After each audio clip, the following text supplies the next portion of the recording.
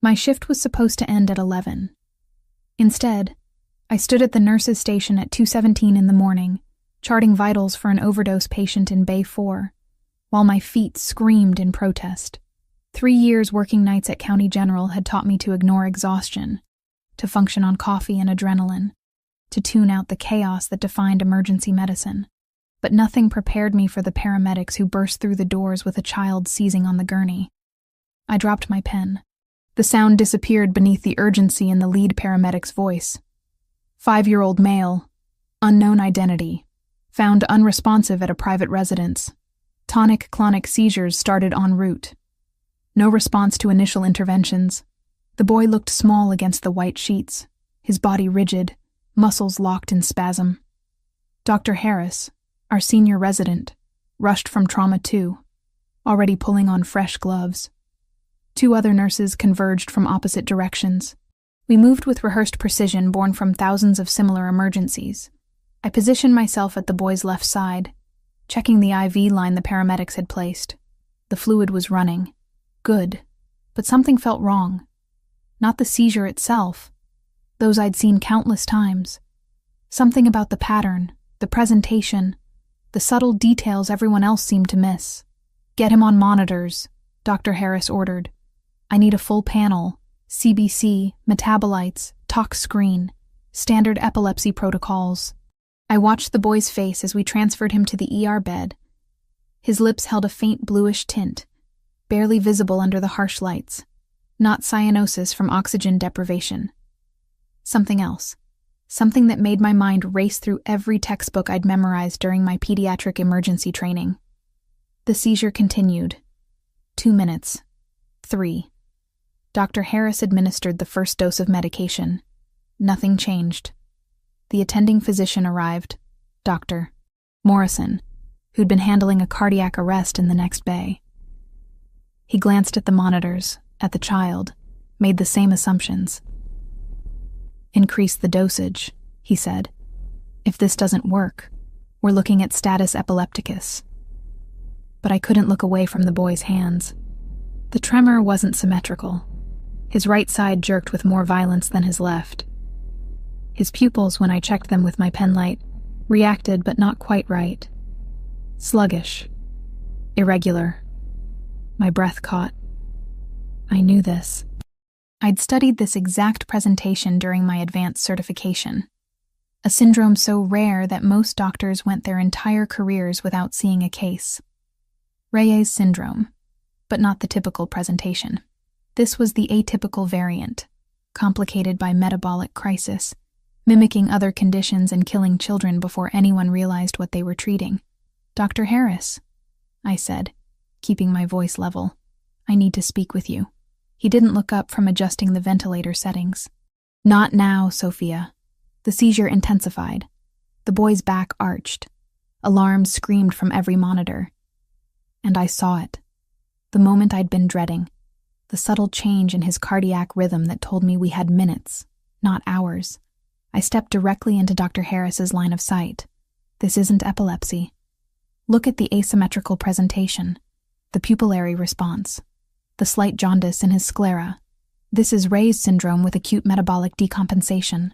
He stared at me like I'd grown a second head. "A nurse doesn't diagnose. I'm not diagnosing. I'm observing. And if I'm right, the medications you're giving him will make it worse. You need to call Dr. Morrison back, run ammonia levels, start the protocol for metabolic crisis before he goes into cardiac arrest. Sophia, step back." That's an order. But I couldn't. Every instinct I'd honed over 3 years, every hour of additional training I'd pursued on my own time, every case study I'd read when I couldn't sleep, they all screamed that I was right. And this child was dying. I moved without thinking. Pulled the crash cart closer. Checked the medications, the equipment, positioned everything exactly where it would need to be when his heart stopped, because it would stop. In the next 90 seconds, if someone didn't listen. "Doctor." Morrison strode back in, irritation clear on his face. "What's the delay?" I planted myself between him and the bed. "Sir, with respect, I believe this child has Reyes syndrome. a typical presentation with metabolic crisis. The tremor asymmetry, the pupillary sluggishness, the timing of seizure onset. They all point to cerebral edema and ammonia accumulation. If we don't address the underlying metabolic failure, we'll lose him. The room went silent, except for the machines. Every eye turned to me. Dr. Morrison's expression shifted from irritation to something I couldn't quite read. You're suggesting I missed a diagnosis? I'm suggesting we consider an alternative before this child codes. Please, just check the ammonia levels. Look at his hands, his eyes. This doesn't present like standard seizure disorder. He studied me for a long moment, then looked at the boy. Really looked. His eyes narrowed the way a doctor's do when they're seeing something for the first time. Run the ammonia levels, he said quietly, and get me the metabolic crisis protocol. Now. The team exploded into motion. I helped draw the blood, my hands steady despite my racing heart. 90 seconds later, the results flashed on the screen. Ammonia levels 4 times normal range. Dr. Morrison's face went pale. Jesus Christ, you were right. The next 10 minutes blurred. New medications. New interventions. The protocol I'd pulled from memory, studied for an exam 6 months ago. The seizure began to ease. The boy's vitals stabilized. Not out of danger, not even close, but no longer circling the drain. I stepped back, my legs suddenly weak. Let the doctors do their work. Watched the child's chest rise and fall with the ventilator's rhythm, and tried not to think about how close we'd come to losing him. The doors at the far end of the ER slammed open. I looked up, still catching my breath, and felt the air change. 6 men in dark suits walked in, moving with purpose that made security freeze in place. But it was the man in the center who made everything stop. Tall, maybe 6'2", with black hair shot through with silver at the temples. An Armani suit that probably cost more than I made in 3 months. Eyes, dark brown and intense, swept the ER like he was cataloging threats. A faint scar cut through his right eyebrow. He looked like violence in an expensive package. "Where is my son?" His voice cut through the chaos. Low, controlled, but underneath, something that made my survival instincts wake up. Dr. Morrison moved to intercept him, hands raised in a placating gesture. "Sir, you can't be back here. If you're family, we need you to wait in the consultation room while we stabilize the patient." The man's eyes found the boy, found me standing beside the bed. His gaze locked on mine with an intensity that made my breath catch. "That's Leonardo. And I'm not waiting anywhere." The security guards moved forward. The 6 suited men shifted, hands moving to their jackets. The tension ratcheted so high I could taste it. Dr. Harris, foolishly brave or stupid, spoke up. This nurse violated protocol. She overstepped her authority. She needs to be removed from duty immediately. The man's attention snapped to Dr. Harris. Something in his expression made the doctor take an involuntary step back. "This nurse violated protocol? She diagnosed your son," Dr. Morrison said quietly, "before anyone else could make this worse. Against orders, against hierarchy, and she was right. If she hadn't pushed, if she hadn't insisted, we would have lost him." The man looked at me again. Really looked. Not the way men usually looked at me, with casual dismissal or worse. This was assessment, calculation, recognition of something I couldn't name. "Your name?" "Sophia Mercanti." He took a step closer. His presence filled the space between us, intimidating not through aggression but through sheer force of personality. I refused to step back, refused to show the fear that curled in my stomach. "You saved my son's life." It wasn't a question. I nodded anyway. Dr. Harris found his voice again, angry and defensive. "She'll still face disciplinary action." She had no authority to question attending physicians. "The hospital board will review this." The man reached into his jacket. Every security guard tensed, but he only pulled out a card, expensive paper stock, embossed lettering, handed it to Dr. Morrison. "No disciplinary action, no review. If this hospital punishes the woman who saved my son, I'll bury this place in lawsuits until there's nothing left but rubble. Are we clear?" The silence stretched. Dr. Morrison looked at the card, at the man, and his face went carefully blank. The kind of blank that meant he'd just recognized exactly who he was dealing with. Crystal clear, Mr. Valentasi. Carlos Valentasi. The name meant nothing to me, but from the way everyone else reacted, it should have. He looked at me one more time, something unreadable in his dark eyes. Then he moved to his son's bedside, all the violence in him transforming into something else, something that looked almost like vulnerability. He brushed Leonardo's hair back from his forehead with surprising gentleness. Then he pulled another card from his pocket, walked back to me, pressed it into my hand. "Thank you," he said quietly, "for having the courage to be right." Then he was gone, taking his men and most of the oxygen in the room with him. I stood there, card in my hand, and wondered what the hell had just happened. Wondered why my hand was shaking. Wondered why those dark eyes stayed in my head long after the ER returned to its usual chaos. And wondering, as I finally went home at dawn, if I'd just made the best decision of my life, or the worst. 3 days after the ER incident, I sat in a conference room that smelled of stale coffee and disinfectant, facing a disciplinary board that looked at me like I'd committed murder instead of saving a child's life. The chief nursing officer, Mrs. Patterson, shuffled papers with deliberate slowness while 2 hospital administrators flanked her like executioners. "You understand the severity of what you did, Sophia? I understood that a 5-year-old boy was still alive. That seemed pretty severe to me." Mrs. Patterson's mouth thinned into a line. "You challenged not 1 but 2 attending physicians. You inserted yourself into a medical decision-making process that was not your place to be in." "With respect," I said, keeping my voice even despite the anger simmering in my chest. "I didn't diagnose. I observed. I presented evidence. And Dr. Morrison made the final decision. After you publicly undermined his authority," one of the administrators said. "Do you have any idea how that looked? It looked like saving a life mattered more than ego. The tension in the room could have been cut with a scalpel." Mrs. Patterson leaned forward, her reading glasses catching the fluorescent light. "We're issuing a formal written warning. 1 more incident of insubordination, and you're terminated. Are we clear? Crystal." I walked out of that room with my hands shaking and my career hanging by a thread. But Leonardo Valentasi was in a pediatric ICU recovering, so I'd take the hit. I'd take it 100 times.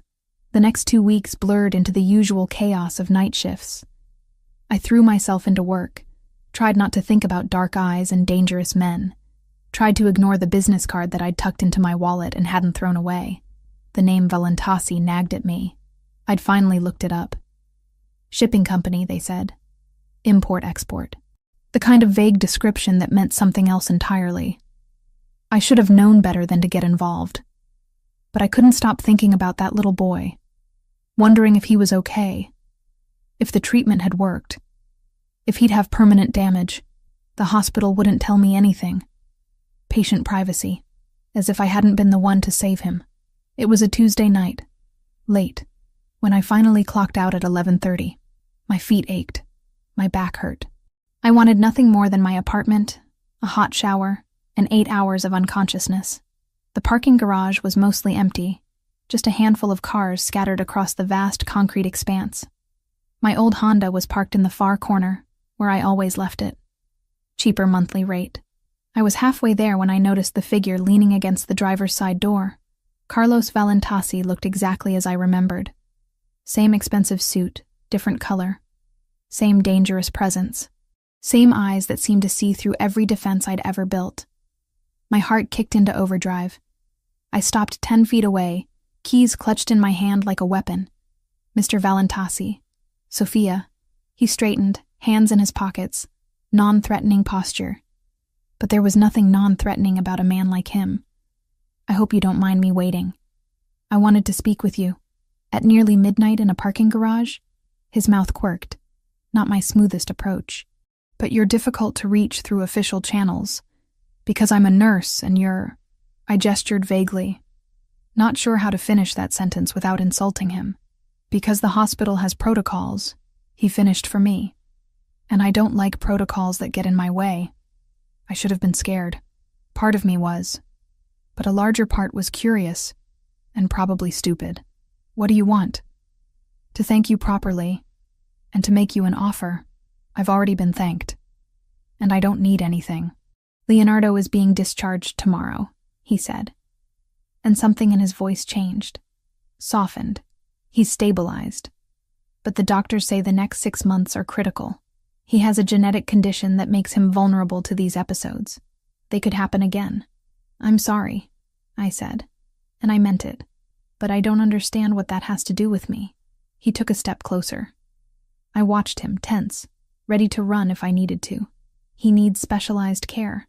A nurse who understands his condition, who can recognize the warning signs, who has the knowledge and the courage to act when doctors miss things. Someone like you. You want to hire me? I want to hire you to be Leonardo's private nurse for the next 6 months. Live-in position at my estate. Salary 10 times what you make here. The number he named made my breath catch. That was enough to pay off my mother's medical bills. Enough to actually save something. Enough to change everything. But there was always a catch. Why me? I asked carefully. There are private nurses with more experience. People who specialize in pediatric care. Because you saved his life when no one else could. Because you have instincts that can't be taught. Because when you were right, you didn't back down even when it cost you. He pulled an envelope from his jacket, handed it to me. I opened it with shaking hands. Contract. Legal. Detailed. And that salary, right there in black and white. I can't, I said, even though every practical part of my brain screamed at me to take it. I don't know you. And the name Valentasi, I know what it means. His eyes darkened. What do you think it means? It means you're not in the shipping business. Not really. Smart, he said quietly. And honest. I appreciate both. Yes, Sophia. My family has interests that aren't entirely legal. But my son is just a 5-year-old boy who almost died because no one else was paying attention. That's all this is about. I wanted to believe him. God, I wanted to take that money and that job and convince myself it was just about helping a sick child. But I'd seen enough crime dramas, heard enough stories. I need to think about it. Fair enough. He reached into his pocket again, pulled out another card. Different from the first. This one had a number handwritten on it. Call me when you decide. But Sophia, don't take too long. Leonardo needs you. He walked away then, disappearing into the shadows of the parking garage, leaving me standing there with a contract that could save my life or destroy it. I went home. Didn't sleep. Stared at the contract until the words blurred. Called my best friend Camila at 6 a.m. You're insane if you take this, she said immediately. You know who he is, right? Carlos Valentasi. His family runs half the port operations in the city. Not exactly clean business. I know. Then why are you even considering it? Because a child needs help. Because I can actually make a difference. Because I trailed off, not sure how to explain the rest. Because he got under your skin. Camilla finished for me. I could hear the worry in her voice. Soph, be careful. Men like that, they're dangerous in ways that have nothing to do with business. She was right. I knew she was right. But 2 days later, I found myself at the private hospital where Leonardo had been transferred. I told myself I just wanted to see how he was doing, that I owed myself that much before I made a decision. The nurse's station directed me to room 412. I knocked softly. A small voice answered. Come in. Leonardo was sitting up in bed, coloring in a book. He looked so much better than the last time I'd seen him. Color in his cheeks. Bright eyes. Alive. He looked up when I entered, and his face split into the sweetest smile. You're the nurse who helped me. Papa said you saved me. My throat tightened. How are you feeling? Better. The doctors say I can go home tomorrow. I'm excited but also scared. What if I get sick again? I sat down in the chair beside his bed. That's why you're going to have someone watching over you. Someone who knows exactly what to look for. Are you going to be my nurse? I don't know yet, I said honestly. Would you want me to be? He nodded vigorously. You seem nice. And Papa trusts you. He doesn't trust many people. Smart kid. Too smart, maybe. I'll think about it, okay? He smiled again, then went back to his coloring. I watched him for a few more minutes, this little boy with dark curls and his father's eyes, and felt something in my chest crack open. When I left the hospital, I pulled out my phone, dialed the number Carlos had given me. He answered on the second ring. Sophia. I have conditions, I said before I could change my mind. 6-month contract, like you said, but I make all medical decisions regarding Leonardo. I have complete autonomy there, and I want it in writing that I can leave if I feel unsafe or uncomfortable at any time. Agreed. Just like that? Just like that. When can you start? I need 2 weeks to give notice at the hospital. 1 week. I'll make it worth their while to let you go early. Of course he would. Probably buy the whole hospital if he wanted. 1 week, I repeated. And Mr. Valentasi, if you're lying to me, if this is anything other than caring for your son, I will walk out and I will go to the police. Are we clear? Crystal clear, he said. And I could hear something like respect in his voice. I'll have my lawyers send over the revised contract today. He hung up. I stood there in the hospital parking lot, midday sun beating down on me, and wondered what the hell I'd just agreed to. Camilla's voice echoed in my head. Men like that, they're dangerous. But so was I, apparently. Dangerous enough to walk straight into the fire. I just hoped I wouldn't get burned. 3 weeks after the night I'd nearly lost a child in the ER, I stood at the iron gates of the Valentasi estate with 2 suitcases and growing certainty that I'd made either the best or worst decision of my life. The gates opened silently, smooth mechanics that probably cost more than my annual salary. A black SUV waited beyond them. The driver who emerged looked like he could break me in half without trying. Miss Mercanti. I'm Adriano Sassolini, head of security. Mr. Valentasi asked me to bring you to the residence. Security. Right. Because normal people needed heads of security. The drive through the property took 5 minutes. 5 minutes of manicured gardens, fountains, and enough land that I lost sight of the main road entirely. When the mansion came into view, my breath caught despite myself. 3 stories of stone and glass, balconies overlooking grounds that stretched into the distance. This wasn't wealth. This was power. Adriano carried my bags like they weighed nothing, led me through doors that probably cost more than my car, through a foyer with marble floors and a chandelier that belonged in a museum. My sneakers squeaked against the stone. I felt profoundly out of place. The medical wing is on the 2nd floor, east side, Adriano said. You'll have a bedroom suite adjacent to Leonardo's room. Everything you requested has been set up. Thank you. He studied me with dark eyes that missed nothing. Leonardo is a good kid. Deserves someone who gives a damn. I plan to. Good. Because if you hurt him, Mr. Valentasi won't have to do anything. I will. The threat landed between us, cold and clear. I met his gaze without flinching. If I wanted to hurt children, I wouldn't have become a nurse. His expression softened fractionally. Fair enough. Come on. I'll show you to your quarters. My suite was bigger than my entire apartment. King bed with linens that probably had a thread count higher than my bank balance. Private bathroom with a tub I could swim in. A sitting area with medical equipment already installed. Monitors, oxygen, emergency supplies, everything I'd listed. And through a connecting door, Leonardo's room. I knocked before entering. Found him sitting cross-legged on his bed. Same coloring book from the hospital. Tongue poking out in concentration as he filled in a dinosaur with careful precision. He looked up, and his face split into that heartbreaking smile. You came. I promised I would, didn't I? Papa said you might change your mind, that sometimes people say things but don't mean them. Well, I meant it. How are you feeling?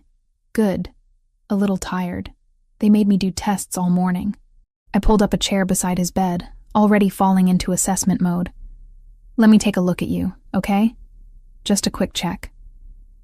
He submitted to my examination with the patience of a child who'd spent too much time in hospitals. Vitals stable, color good, pupils reactive, no signs of distress. But there was wariness in his eyes, guardedness that no 5-year-old should have. You're doing great, I said, ruffling his dark curls. But if you start feeling strange, anything at all, you tell me immediately. Deal? Deal. The door opened. Carlos Valentasi stood in the threshold, and the air pressure in the room changed. He wore a dark suit, no tie, top button undone. Even casual, he radiated control. Sophia, welcome.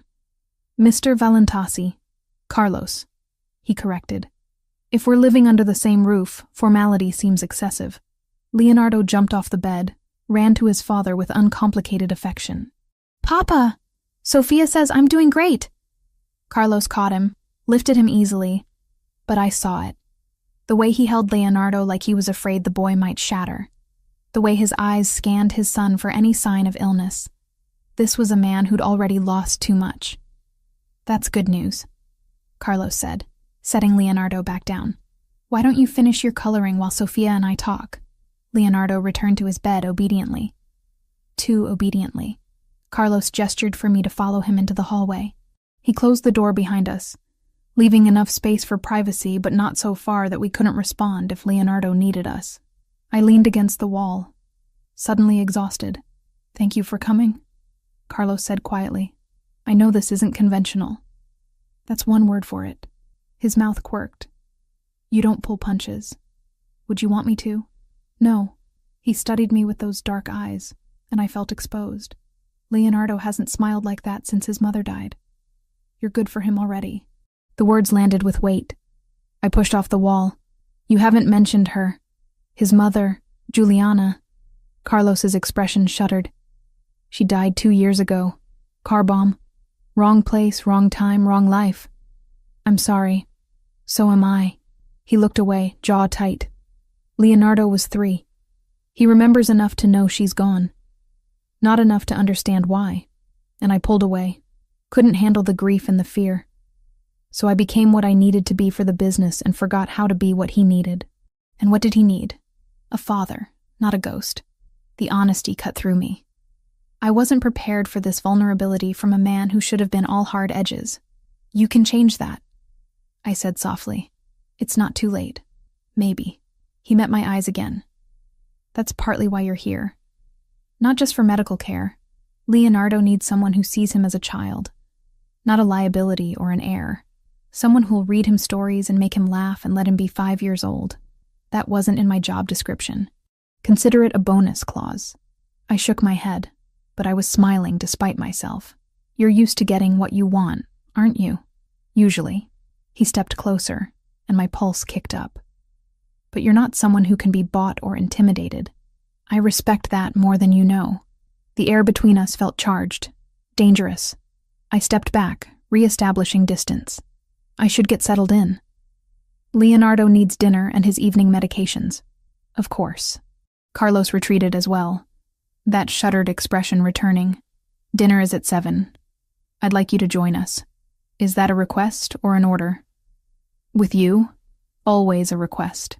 He left before I could respond, leaving me standing in that hallway wondering what I'd gotten myself into. The next few days established a rhythm. Mornings were Leonardo's therapies, gentle exercises to rebuild strength. Afternoons were rest and play, coloring books and stories and laughter. Evenings were dinner with Carlos, who watched his son with hungry eyes but maintained careful distance. I learned things in those quiet hours. Learned that Leonardo was brilliant, reading above his grade level, asking questions that made me scramble for answers. Learned that he loved dinosaurs and hated peas and wanted a dog, but his father said it wasn't safe.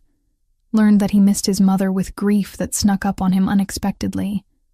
And I learned about the house itself, the security cameras everywhere, the guards who changed shifts with military precision, the staff who spoke in careful voices and never asked questions, Adriano's constant presence, always watching. This was a fortress disguised as a home. One evening, a week into my tenure, I found Leonardo crying quietly in his bed. When I asked what was wrong, he just shook his head. So I sat beside him, pulled him close, and started humming. A simple melody, nothing special, just something my grandmother used to sing when I was scared. Leonardo's sobs quieted. That's pretty. What is it? An old Italian lullaby. My nonna taught it to me. Can you teach it to me? So I did. singing softly in a language I barely remembered, letting the words wrap around us like comfort. Leonardo's breathing evened out, his small body relaxing against mine. I didn't hear Carlos enter. Didn't see him standing in the doorway until I'd finished and looked up. His expression was raw, unguarded, devastated. He turned and left before I could speak. Later, much later, after Leonardo was deeply asleep, I heard movement in the hallway. Found Carlos sitting on the floor outside Leonardo's door, head in his hands. I sat down beside him. Didn't say anything. Just waited. Juliana used to sing that song, he said finally, voice rough. I haven't heard it in 2 years. I'm sorry. I didn't know. Don't apologize. He looked at me, and in the dim light, he looked younger, vulnerable. I'd forgotten how it sounded. Forgotten that Leonardo needed that kind of comfort. I've been so busy keeping him alive, I forgot to let him live. You're trying now. That counts. Does it? His laugh was bitter. I'm 38 years old, and a 27-year-old nurse has to teach me how to be a father. I'm not teaching you.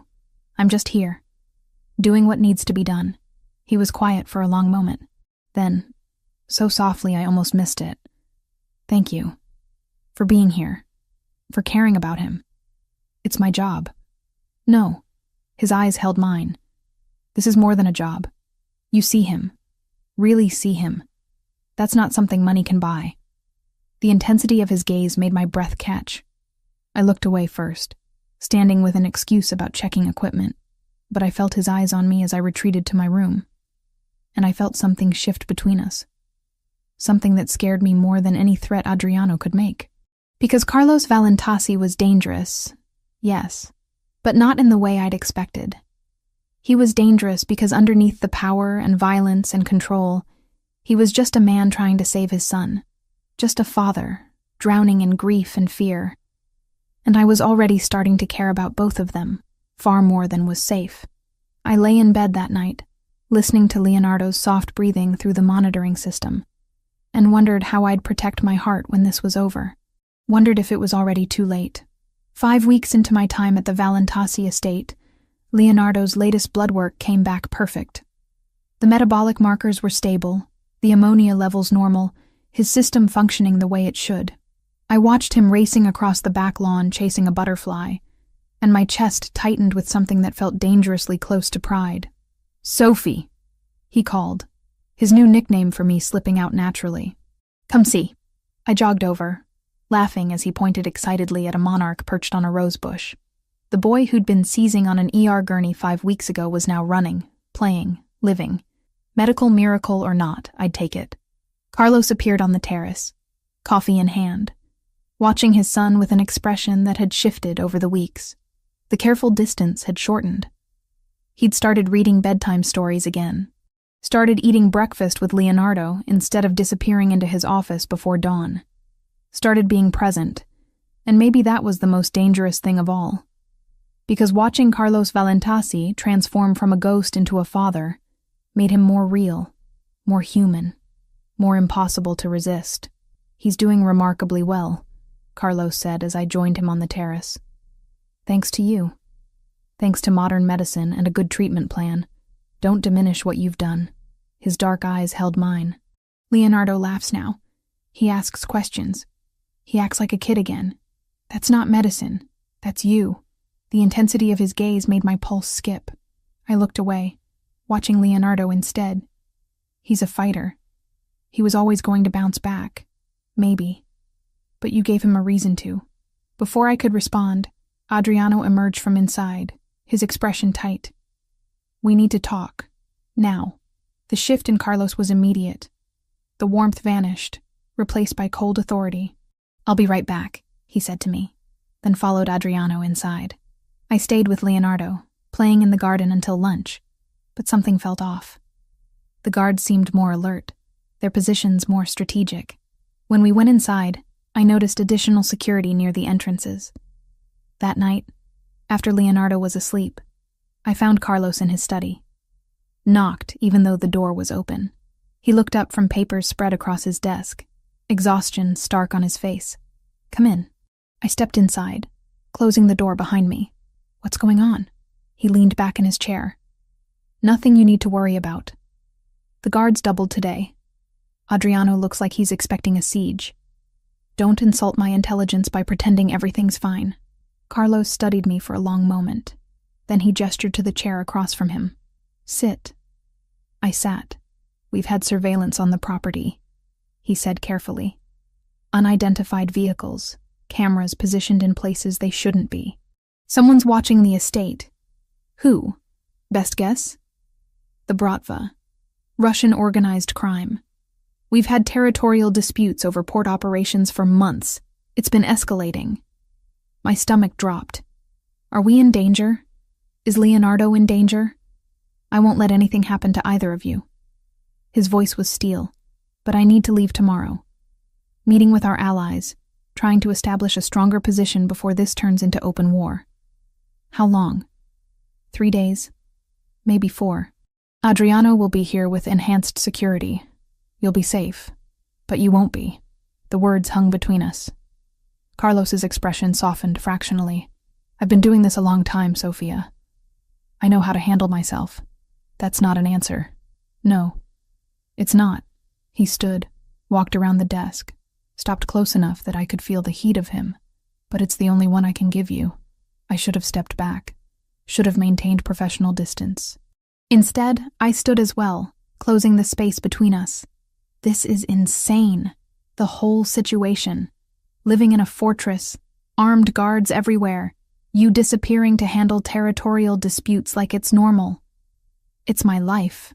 Always has been. Well, it's terrifying. And I hate that Leonardo has to grow up in it. And I hate that you think this is just how things have to be. What would you have me do? Walk away? The business doesn't work like that. Once you're in until someone puts you in the ground. Then get out. I grabbed his arm, surprising both of us. You said you wanted to be a better father. How can you do that if you're dead? You think I haven't thought about that? His voice was rough. Every day I think about it. Every time I look at Leonardo and see Juliana's eyes, I think about walking away, taking him somewhere safe, starting over. But it's not that simple. Why not? Because the moment I show weakness, the moment I try to leave, they'll come for us. For him. The only thing keeping Leonardo safe is my power, my reputation. If I walk away, I'm just a man with a vulnerable son. Easy target. The logic was brutal, and probably true. I released his arm, stepping back. I'm sorry. I don't understand your world. I just know I care about that little boy upstairs. You care about him. What about me? The question caught me off guard. I looked up, found Carlos watching me with an intensity that stole my breath. What? Do you care about me, Sophia? Or am I just the dangerous father who comes with the job? I should have lied. Should have kept it professional. But the truth came out anyway. I care. More than I should. More than is smart or safe. Show me. What? Show me that you care. It was reckless. It was stupid. It crossed every line I'd been trying to maintain. But when Carlos stepped closer, when his hand came up to cup my face, when his eyes searched mine for permission, I gave it. The kiss started gentle, questioning, but within seconds it transformed into something desperate, urgent. 2 people who'd been circling each other for weeks finally giving in. His hands tangled in my hair. Mine gripped his shoulders. And for those few minutes there was no danger, no business, no complications. Just this. He pulled back first, resting his forehead against mine. This is a terrible idea. The worst. I don't want to stop. Me neither. But we should. For Leonardo, if nothing else. He deserves stability. Not his father getting involved with his nurse. I know. Neither of us moved. When I leave tomorrow, Carlos said quietly, promise me you'll be careful. Listen to Adriano. Stay inside unless he clears it. Keep Leonardo close. I promise. He kissed me again, softer this time. Then he stepped back, putting necessary distance between us. You should go. Before I forget why this is a bad idea. I left. Went back to my room. Lay in bed staring at the ceiling while my lips still burned from his kiss. And my heart raced with equal parts desire and terror. The next morning, Leonardo had a nightmare. I was in his room before I'd fully woken, checking him over, calming him down. Carlos appeared moments later, still in pajama pants, concern etched across his face. "Papa," Leonardo whimpered, reaching for his father. Carlos gathered him up, held him close. "I'm here, mio filio. You're safe." I stepped back, giving them space, watched father and son together, and felt my heart crack open wider. Carlos's eyes found mine over Leonardo's head. The look we shared was loaded with everything we couldn't say. Later, after Leonardo had calmed and gone back to sleep, after Carlos had showered and dressed in his armor of expensive suits, he found me in the medical room organizing supplies. He closed the door, pulled me close, kissed me like it might be the last time. "Come back safe," I whispered against his lips. "Always." He touched my face, traced my cheekbone with his thumb. "Take care of him. Take care of yourself." Then he was gone. I watched from Leonardo's window as he left with a convoy of black SUVs, and tried not to think about all the ways this could go wrong. Tried not to think about how much it would hurt if he didn't come back. Adriano found me later that afternoon. "We need to talk about protocols. If anything happens, you take Leonardo to the safe room. You know where it is? The one in the sublevel." "Yes." "Good. Don't leave for any reason until I give the all clear. No matter what you hear. Leonardo's safety is everything." "Understood?" "Understood." He nodded, started to leave, then paused. "He cares about you, Carlos. I've known him 20 years, and I've never seen him look at anyone the way he looks at you. That doesn't change anything." "Doesn't it?" Adriano's expression was unreadable. "Maybe it changes everything." He left before I could respond. I stood in the empty hallway, touching my lips where Carlos had kissed me hours before, and wondered if Adriano was right. Wondered if love could be enough when the whole world was determined to tear you apart. That night I couldn't sleep. Checked on Leonardo 3 times, paced my room, finally gave up and went to the kitchen for tea. The house felt too large, too empty without Carlos's presence filling the spaces. I was halfway through my second cup when my phone buzzed. Unknown number. I almost didn't answer, but something made me pick up. Sophia. Carlos. His voice was rough, tired. "Is everything okay?" "We're fine. Leonardo's asleep." "Are you okay?" There was a pause, long enough that my heart started racing. "I'm fine. Just wanted to hear your voice." "Where are you?" "Can't say. But I'm thinking about you. About what happens when I get back." "What does happen?" "I don't know. But I know I don't want to pretend anymore. Don't want to keep my distance. Don't want to act like you're just Leonardo's nurse when you're so much more. Carlos, I have to go. But Sophia, you belong to me now, whether you want to or not. Whether it's smart or not.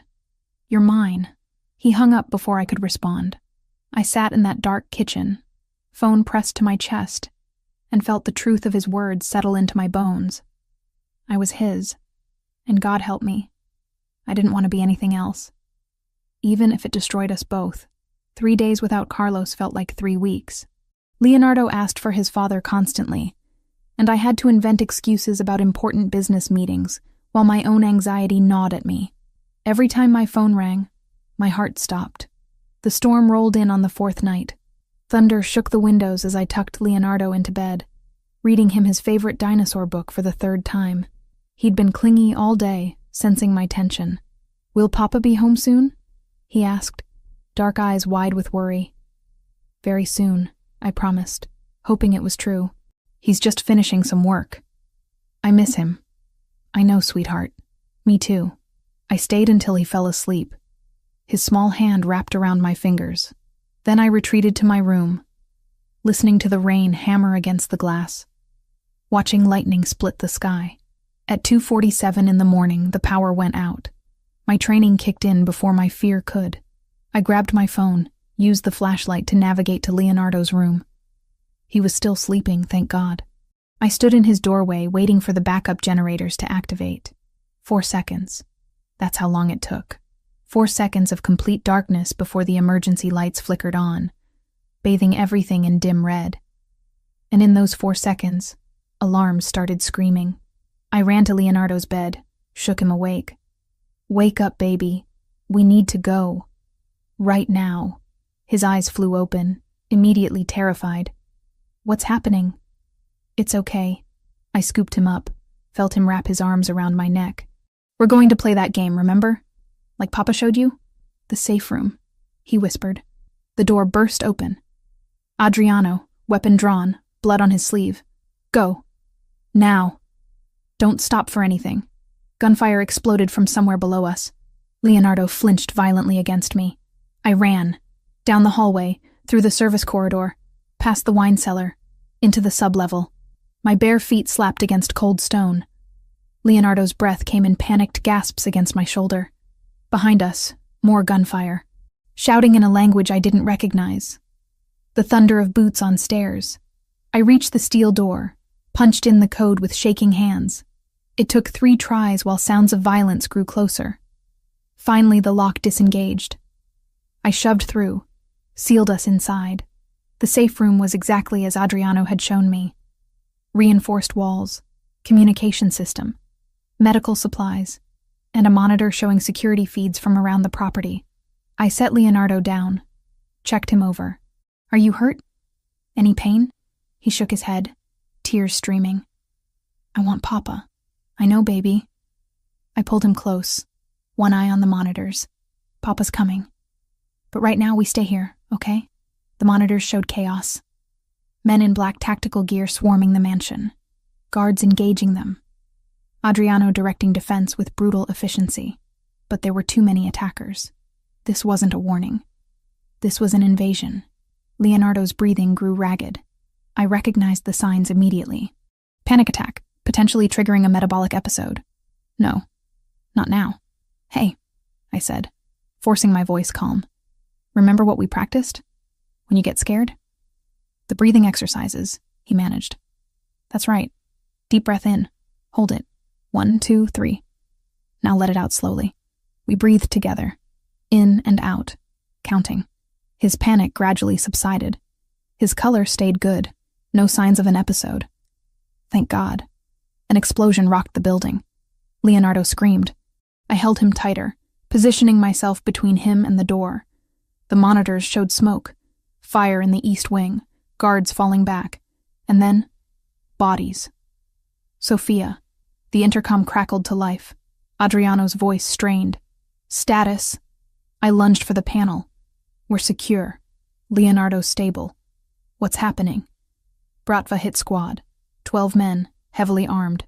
We've got it contained, but barely. Carlos? On his way. ETA 15 minutes. Hold tight. Adriano, there's fire in the east wing. I know. Stay in the safe room. No matter what. Even if it sounds like we've lost, you stay locked in until Carlos or I give you the all clear. Understood? Understood. The intercom went dead. I watched the monitors. Watched men fight and die.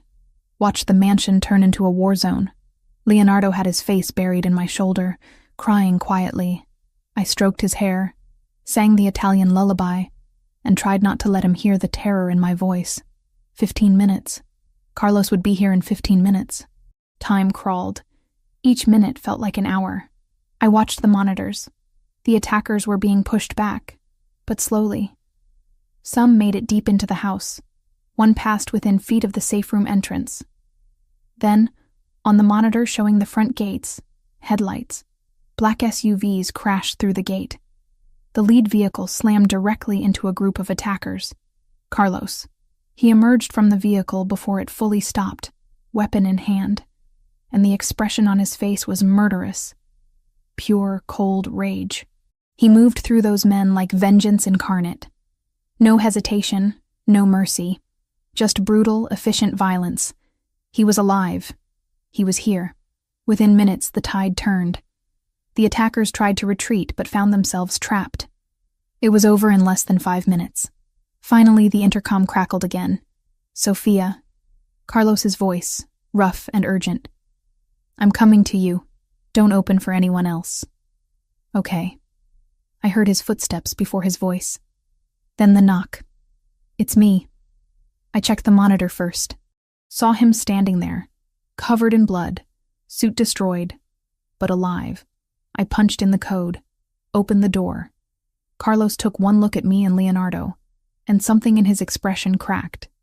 He crossed the distance in 2 strides, pulled us both into his arms. "Papa," Leonardo sobbed into his father's shoulder. "I've got you." Carlos's voice broke. "I've got both of you. You're safe now." I felt him trembling. This man who just killed without hesitation was shaking as he held his son. "Are you hurt?" he asked me, pulling back just enough to scan my face. "No, we're fine. Leonardo had a panic episode, but I managed it." His eyes closed briefly. "Thank God." "What happened?" "Ambush. They hit us at the meeting, used it as a distraction for this." He looked around the safe room, jaw tight. "They wanted Leonardo. Wanted leverage. How did they know you'd be gone?" "Someone told them. Someone inside my organization sold us out. The magnitude of that betrayal settled over us." Adriano appeared in the doorway. "Carlos, we've got 5 alive for questioning." "Good." Carlos handed Leonardo to me. "Take him back to his room. Stay with him. I'll handle this. I don't think you should see whatever you're about to do," I said quietly. His eyes met mine, and in them I saw the truth of who he was. "You're probably right, but they came for my son. They came for you. There's no mercy for that." He kissed Leonardo's forehead, then mine, brief and fierce. "I'll come to you when it's done." Then he was gone, and I was left with a terrified child in my arms, and the knowledge that somewhere in this mansion, Carlos was doing things I didn't want to imagine. I carried Leonardo back to his room. It was untouched, blessedly free of the violence. I checked him thoroughly, monitoring for any delayed reaction. He was okay. Physically, at least. He clung to me, wouldn't let me put him down, so I sat in his bed with him in my lap, wrapped in blankets, and waited. Hours passed. Dawn broke. Finally, the door opened. Carlos stood in the threshold, cleaned up but exhausted. Different clothes, blood washed away. But the weight of what he'd done still hung on him. "Is he asleep?" he asked quietly. I looked down. Leonardo had finally passed out from exhaustion. "Yeah, just now." Carlos approached carefully, like he was afraid he'd contaminate us with the violence still clinging to him. He knelt beside the bed, touched Leonardo's hair with infinite gentleness. "I'm sorry," he said. "I'm so sorry you had to go through that. Is it over? For now, the men who attacked us won't be a problem again." And the traitor was identified. I didn't ask what happened to them. I didn't want to know. "We can't stay here," Carlos continued. "The safe house in the mountains. You and Leonardo leave tomorrow. This isn't over. The Bratva will retaliate. What about you? I have to finish this. End it permanently. But I need to know you're both safe first." I nodded. Leonardo stirred in my sleep, reached for his father without waking. Carlos took his hand, pressed it against his chest. "I thought I'd lost you both," he said, voice breaking. "When Adriano called me, when he told me they'd breached the estate, I thought I was too late, but you weren't. This time." His eyes found mine. "Sophia, after tonight, after you saw what I did, what I'm capable of, I wouldn't blame you if you wanted out." I looked at this man, this complicated, dangerous, devoted man, and knew the truth. "I'm not going anywhere. You're stuck with me now." His smile was exhausted but real. "You belong to me." "Yeah." I kissed his forehead. "I do." We stayed like that until the sun rose. The 3 of us together, survivors of a night that should have destroyed us but somehow made us stronger. And I knew, as I watched Carlos hold his son, that there was no going back. I'd chosen this life. This man. This terrifying, beautiful, impossible love. Now I just had to survive it. Dawn broke over a mansion that looked like a war zone. Bullet holes pockmarked the walls. Windows were shattered. Blood stained the marble floors. I stood in Leonardo's doorway, watching Carlos orchestrate the cleanup with cold efficiency while his son slept, mercifully oblivious to the carnage. The reality of what had happened settled over me like ice water. We'd almost died. Leonardo had almost been taken, and the only thing standing between us and that fate was Carlos's willingness to be more violent than anyone else. "Sophia." Carlos appeared beside me. his hand gentle on my lower back. "We need to talk." I followed him to his study, the only room that seemed untouched by last night's violence. He closed the door, poured himself 2 fingers of whiskey despite the early hour, then turned to face me. "You can't stay here," he said without preamble. "Neither of you. The Bratva will retaliate, and next time they might succeed. Where would we go? I have a property in the mountains, off the grid, known only to my inner circle. You and Leonardo will go there today. Adriana will take you. What about you? I have to end this." His jaw tightened. The attack last night was orchestrated by the Bratva, but funded by someone else. Someone who wants me weak. I need to find out who and eliminate the threat permanently. How long? However long it takes. The thought of being separated from him, especially now, made my chest ache. But the thought of Leonardo in danger was worse. "Okay, we'll go." Carlos set down his glass, crossed to where I stood, pulled me close. "I'm sorry. For all of this. You didn't sign up for war. I signed up for Leonardo. Everything else comes with the package. You could leave. Take your money, walk away, be safe." Could I? I looked up at him, because I don't think my heart would let me anymore. His kiss was desperate, claiming. When he pulled back, his forehead rested against mine. "You're mine, Sophia. After this is over, after everyone who threatened my family is dead, I'm never letting you go. You understand?" "Yeah, I do." "Good. Now go pack. Light. We move in an hour." The mountain house was nothing like the estate. It was smaller, more intimate, built into the hillside with panoramic views of wilderness in every direction. Security was invisible but present. Cameras, sensors, armed men positioned in strategic locations. Home for the foreseeable future. Leonardo adjusted quickly, as children do. He had me, he had his toys, he had video calls with his father twice a day. That was enough. For a 5-year-old anyway. For me, it was torture. Days bled into each other. I maintained Leonardo's medical routine, played endless games of dinosaurs, read until my voice went hoarse. But every night, I lay awake wondering where Carlos was, what he was doing, if he was safe. Camilla called on the 3rd day. I took it outside, away from Leonardo's ears. "You're all over the news," she said without preamble.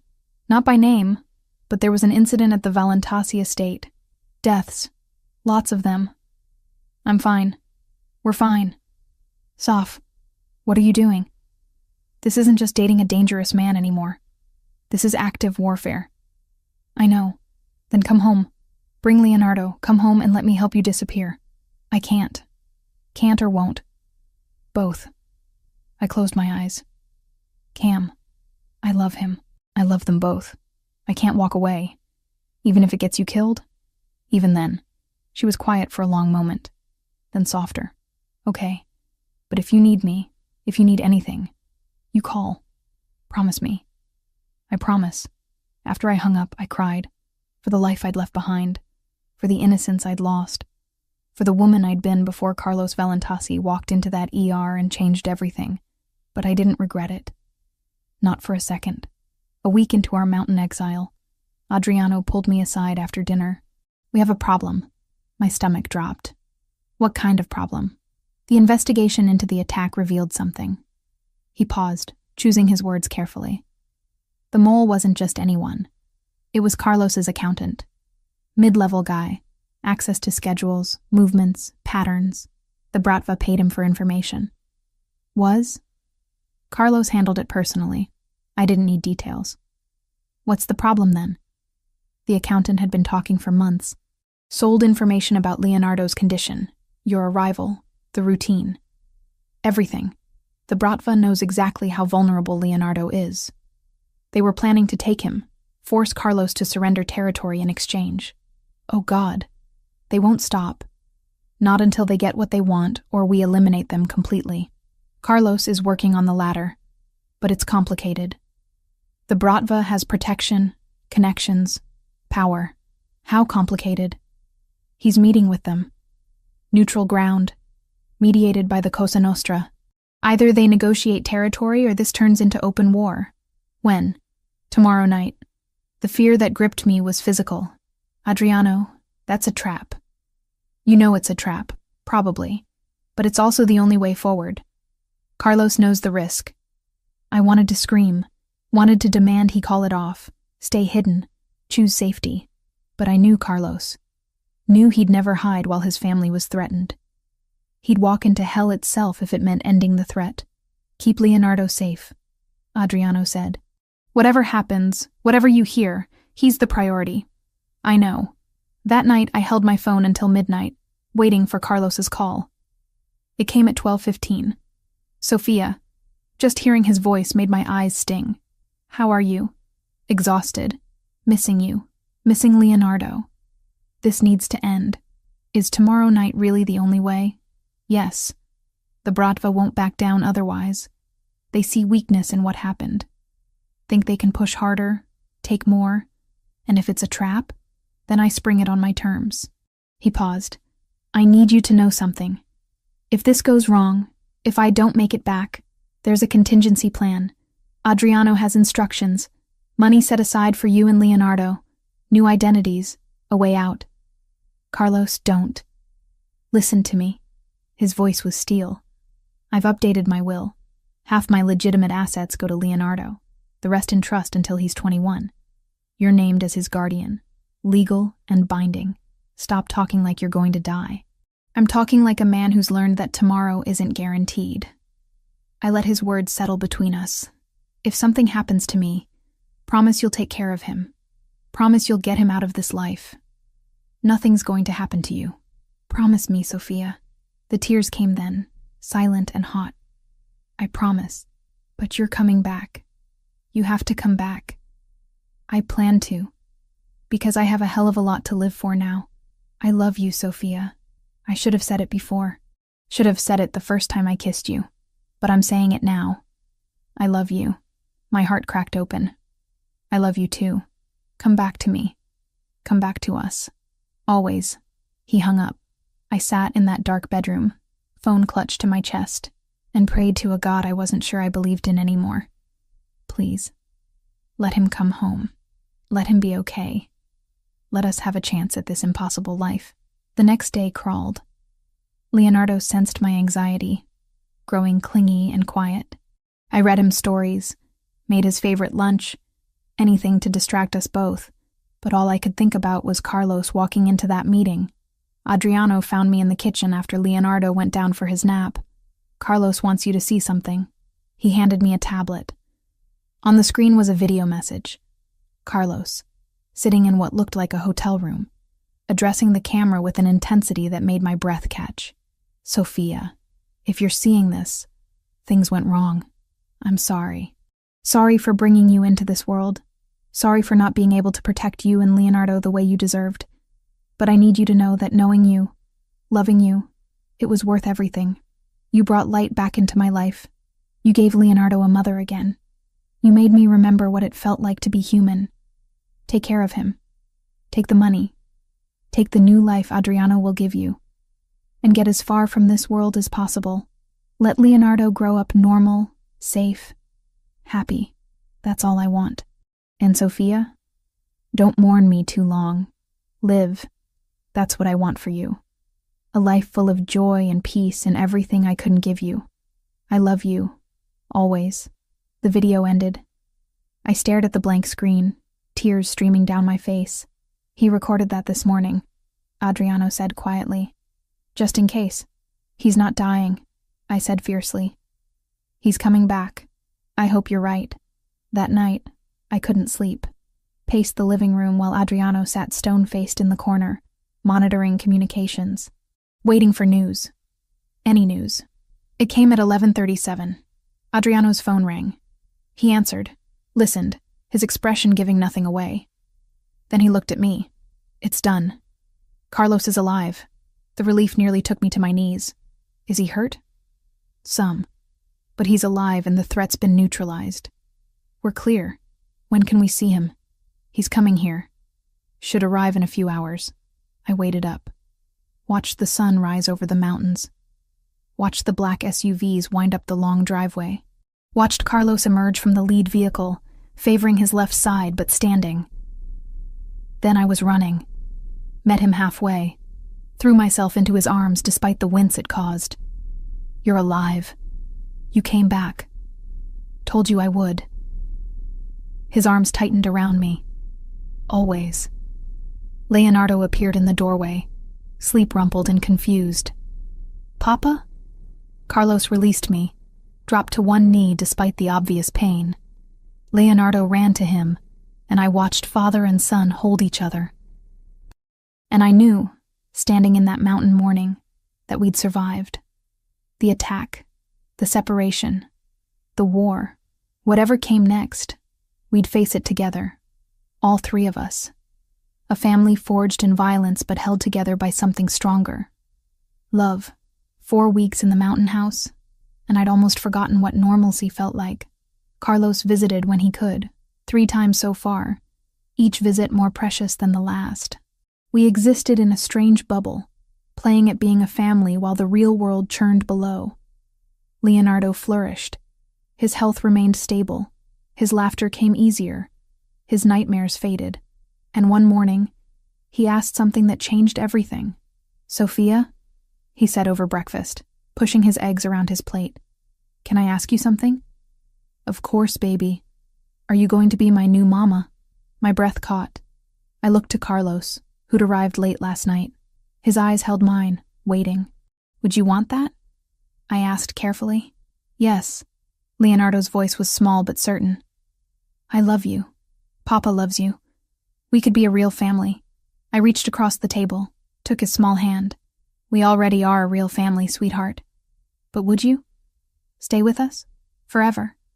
Forever's a long time, I said, smiling despite the tears in my eyes. But yeah, I'd like that very much. Carlos watched with an expression I'd never seen before. Hope. Pure, unguarded hope. Later, after Leonardo went down for his nap, Carlos found me on the deck. The view was spectacular, all pine forests and distant mountains. He wrapped his arms around me from behind. You meant that? About forever? I did. Good. Because I'm not letting you go. After this is over, I'm making this official. Ring, wedding, everything. Is that a proposal? It's a statement of intent. His lips brushed my neck. The proposal will be better. More romantic. I laughed, turned in his arms. I love you. I love you too. More than I thought I could love anyone after Juliana. We stood wrapped in each other until Adriano's voice shattered the moment. Carlos. Emergency call. It's about the Bratva situation. Carlos's expression hardened instantly. Stay with Leonardo. He disappeared inside. I followed at a distance, heard his side of the conversation. What do you mean they're pushing back? We had an agreement. Silence. When? Where? His voice went cold. That's suicide. They know it's a trap. Another pause. I don't have a choice. If I don't show, they'll interpret it as weakness. He hung up, turned to find me in the doorway. The Bratva leadership wants another meeting. Different location. It's a trap, I said immediately. Probably. But if I don't go, the tentative peace collapses. We'll be back to open warfare. Then send someone else. Send Adriano. It has to be me. Power is maintained through presence, through never backing down, through showing strength even when you know it's dangerous. Even if it gets you killed? Especially then. I wanted to scream. But I understood. This was who he was. What his world demanded. When do you leave? Tomorrow. That night, Leonardo sensed something wrong. He clung to Carlos during dinner.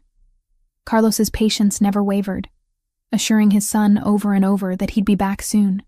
After Leonardo finally fell asleep, Carlos came to my room. We didn't talk, just held each other, made love like it might be the last time. Come back to me, I whispered as dawn approached. Always. But when he left with Adriano and a convoy of guards, dread settled into my bones. 2 days passed.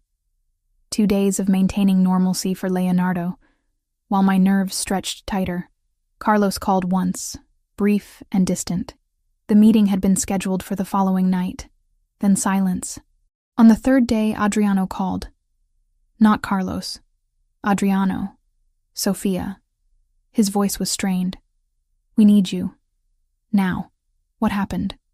The meeting was an ambush. Shooting started before we even entered. Carlos is hit. Bad. We've got him at a secure location, but the doctor never showed. We think he was compromised. How bad? Gunshot wound, lower abdomen, heavy bleeding. He's conscious but deteriorating. We need medical intervention now or we'll lose him. The world tilted. Send me the location. I'm coming. No. Carlos's orders were explicit. You stay with Leonardo, then Carlos dies. I kept my voice level. I'm a trauma nurse, Adriano. I've handled gunshot wounds. I can stabilize him until you find another surgeon. But I need to be there. The pause felt eternal. I'll send a security team. Be ready in 5 minutes. I hung up. Moved on autopilot. Wrote everything down for the guard staying with Leonardo. Then I went to wake him. Leonardo. I knelt beside his bed. Baby, Papa got hurt. He needs my help, so I have to go for a little while. Is Papa going to die? Not if I can help it. But I need you to be brave. Stay with the guards. I'll be back as soon as I can. With Papa? With Papa. He threw his arms around my neck. I love you, Mama. The word hit me like a physical blow. He'd never called me that before. I held him tighter. I love you too, baby. So much. The ride took 40 minutes. A warehouse in an industrial district surrounded by Carlos's men. Inside was chaos. They had Carlos on a makeshift operating table, his shirt cut away, blood everywhere. Too much blood. I pushed past everyone. Moved. Carlos's eyes found mine, glazed with pain. You shouldn't be here. Shut up. I assessed the wound quickly. Entry wound in lower left abdomen. No exit wound. You're an idiot for going to that meeting. Noted. His attempt at a smile became a grimace. I turned to the men surrounding us. I need supplies, IV fluids, antibiotics, surgical kit, clean towels, oxygen. Move, they scrambled. Adriano appeared at my elbow. What do you need? A surgeon. I can stabilize him, control the bleeding, but I can't remove the bullet safely. The surgeon we had is dead, killed before he could get here. Then find another one, fast. I started an IV line, hands steady despite my terror. Carlos, stay with me. Don't you dare die. Trying not to. I worked systematically, controlled the bleeding with direct pressure, administered antibiotics, set up oxygen, monitored his vitals. Every skill I'd learned in 3 years of ER nursing came flooding back. Sophia, Carlos's hand found mine. If I don't make it, you're making it. I won't accept any other outcome. But if I don't, his eyes held mine. Take care of Leonardo. Get him out of this life. I promise. Now stop talking and conserve your energy. Adriano returned. I found someone. Dr. Sarah Chen, trauma surgeon. She's 30 minutes out. Carlos needs surgery now. She's the best we've got. Can you keep him alive for 30 minutes? I have to. Those 30 minutes were the longest of my life. I monitored every breath, every heartbeat, adjusted fluids, talked to Carlos constantly, forcing him to stay conscious, to keep fighting. When Dr. Chen finally arrived, professional and efficient, relief nearly took me to my knees. Fill me in, she said, already assessing Carlos. I gave her everything. Vitals, interventions, time since injury. She nodded, already prepping. You did good work. He's stable enough for me to operate, but I need you to assist. I can do that. The surgery took 2 hours. 2 hours of handing instruments, monitoring vitals, watching Dr. Chen work with steady hands to remove the bullet and repair the damage. The warehouse wasn't sterile. The conditions were far from ideal, but we made it work.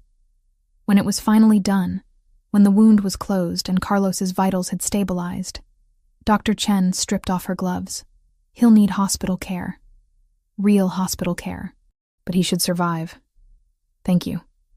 She studied me. You love him. It wasn't a question. Yes. Good. He needs someone worth surviving for. Carlos woke 6 hours later, groggy but alive. The first thing he did was find my hand. You saved me. We saved you. I brushed hair back from his forehead. Leonardo? Safe. Waiting for us.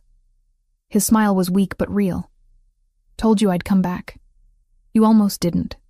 Almost doesn't count. He squeezed my hand. I love you, Sophia. I should have said it more. But I'm saying it now, and I'll keep saying it for however long you'll let me. My tears finally came. I love you too. So much it terrifies me. Good. Fear means you have something worth losing. We stayed in that warehouse for 2 more days, until Carlos was strong enough to travel. Then back to the mountains. Back to Leonardo. Back to the life we were building. And when Leonardo ran to his father, careful of his injuries but desperate to hold him, when Carlos pulled us both close and held us like we were his entire world, I knew we'd survived the worst. Everything else was just living. 3 weeks of recovery in the mountain house. 3 weeks of watching Carlos heal, of Leonardo's cautious attention to his father, of rebuilding what had almost been destroyed. But beneath the surface, wheels were turning. Adriano appeared one morning while Carlos was doing physical therapy, his movements still careful around the healing wound. We need to talk. Both of you. We gathered in Carlos's office. Adriano spread files across the desk, photographs of men I didn't recognize, documents in Russian. After the ambush, after Carlos was shot, we didn't just sit idle. His expression was grim. We retaliated. Hard. 3 of the Bratva's top lieutenants, including Viktor Belov, were eliminated within 48 hours. You went to war without me, Carlos said, but there was approval in his voice. You were dying in a warehouse. Someone had to act. Adriano leaned forward. The remaining Bratva leadership reached out. They want peace. Real peace this time. The other Italian families intervened, threatened to cut them off completely if they didn't negotiate in good faith. What are the terms? We keep the port operations. They get compensated with territory in the northern district, away from our core interests. Neutral mediators enforce the agreement. And most importantly, they acknowledge that the ambush was unsanctioned, carried out by Belov acting alone. Convenient story. Convenient, but functional. The alternative is mutual destruction. They know it. We know it. Everyone knows it. Carlos studied the documents. And this is guaranteed. As much as anything in our world can be. The Cosa Nostra vouches for it. They have too much invested in city stability to let this continue. Then we accept. Carlos looked at me. It's over, Sophia. Really over. I wanted to believe him. Wanted to accept that we could finally have peace. But I'd learned too much about his world to trust easy answers. The next day, Carlos made a decision that shocked everyone. I'm stepping back, he announced to his assembled lieutenants in a video call. Adriano will take over day-to-day operations. I'll remain as head of the family, make major decisions, but I'm not running the streets anymore. The silence was deafening. Adriano spoke first. Carlos, are you sure? I almost died. I almost left my son without a father. Again. Carlos's voice was steel. I'm not doing that anymore. Leonardo deserves a father who's present, not one who's constantly 1 bullet away from a grave. And Sophia deserves better than constantly waiting to hear if I'm coming home in a body bag. After the call ended, Carlos found me in Leonardo's room, where I was organizing his medications. He leaned against the doorframe, watching. You meant that? I asked. About stepping back? Every word. I've been running on rage and duty since Juliana died. But you and Leonardo, you gave me something to live for instead of just survive. I'm not wasting that. What will you do? Be a father. Be your husband, if you'll have me. Run the business from a distance. Let Adriano handle the violence. He crossed to where I stood, pulled a small box from his pocket. This isn't how I planned it. I had this whole romantic scenario worked out. Sunset, champagne, perfectly rehearsed speech. But I've learned that tomorrow isn't guaranteed. He opened the box. An emerald ring, surrounded by diamonds, caught the light. Marry me, Sophia. Make this family official. Let me spend whatever time I have left showing you that you made the right choice walking into my world. My hands were shaking. Yes, God. Yes. He slipped the ring onto my finger, kissed me like we had all the time in the world. Leonardo burst through the door moments later, saw the ring, and started jumping up and down. "Does this mean Sophia's really my mama now?" "Really and truly," Carlos said, pulling his son into our embrace. "Best day ever." Months passed. Months of normalcy that felt surreal after everything. We moved back to the main estate, now fully repaired and refortified. Carlos kept his promise, working from home, delegating the dangerous work to Adriano. Leonardo started kindergarten with careful security, but as much normalcy as possible. And we planned a wedding. Camilla flew in a week before, took one look at me, and burst into tears. "You're really doing this." "I really am. He better be worth it." "He is." I showed her the ring. "He really is." She pulled me into a hug. "Then I'm happy for you." Terrified but happy. The wedding was small, intimate, held in the estate gardens on a perfect autumn day. Just family and close friends. Adriano stood as Carlos's best man, Camilla as my maid of honor, and Leonardo, 6 years old and impossibly serious, as ring-bearer. Carlos wore a dark suit that probably cost more than most people's cars.